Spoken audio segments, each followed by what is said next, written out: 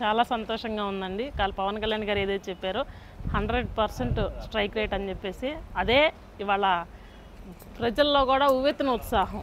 మంచికి ఇవాళ కాకపోతే రేపైనా సరే భవిష్యత్తు ఉంటుందని చెప్పేసి మనం ఎలా అయితే విశ్వసిస్తామో దాన్ని ప్రజలు ఇవాళ ఆదరించారు. పవన్ కళ్యాణ్ గారి మంచితనాన్ని, జనసైనికుల మంచితనాన్ని, ఆయన మాటని శిరోధార్యంగా స్వీకరించి ప్రజలు కూడా మరి పొత్తు ప్రకటించినప్పుడు కొంత వ్యతిరేకత భావన ప్రజల్లో వస్తుందేమోనని కొంచెం ఎక్కడో ఒక చిన్న వెంట్రుక వాసి ఆలోచన మాకు కూడా తట్టింది. కానీ మాకన్నా పెద్ద ఎత్తున ప్రజలు వాళ్ళని స్వాగతించారు, పొత్తును స్వాగతించారు. ఇలాంటి జగనాసురుడు అనేటువంటి రాక్షసుడు మన రాష్ట్రం విడిచి వెళ్ళాలి అంటే ఖచ్చితంగా జనసేన, తెలుగుదేశం, బీజేపీ మూడు కలిసి యుద్ధం చేస్తే అసురుణ్ణి చంపగలుగుతామని చెప్పేసి మనిషిని ఓడించడం అంటే చంపడం కాదు, ఓడించడం అని పవన్ కళ్యాణ్ గారు ఏదైతే చెప్పారో అట్లా ఇవాళ బుద్ధి చెప్పారు ప్రజలు ఓటుతోటి.